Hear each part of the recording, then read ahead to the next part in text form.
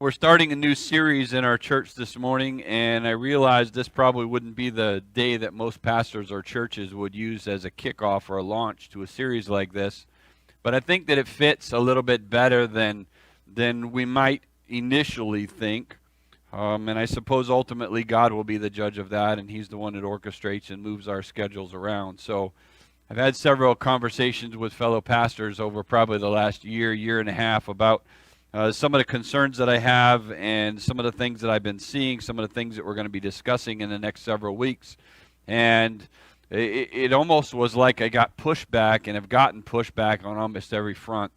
And I just want you to be aware of that. Maybe I should just say at this point, when we do a marriage, when we do a wedding ceremony, very infrequently do we not tell somebody something's going to happen somewhere during the service.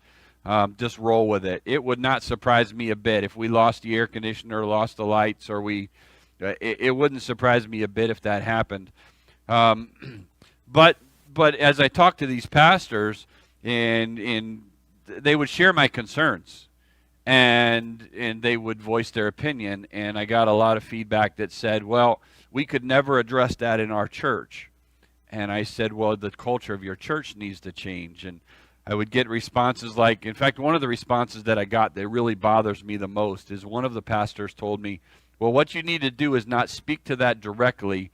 You need to just sprinkle some scripture over it and drop some hints here and there and hope people get it. And the more that I thought about that, the more I had a problem with that. I'm rather abrupt, I'm rather direct, and so it kind of goes against my natural grain. But more importantly than that, I think it goes against God.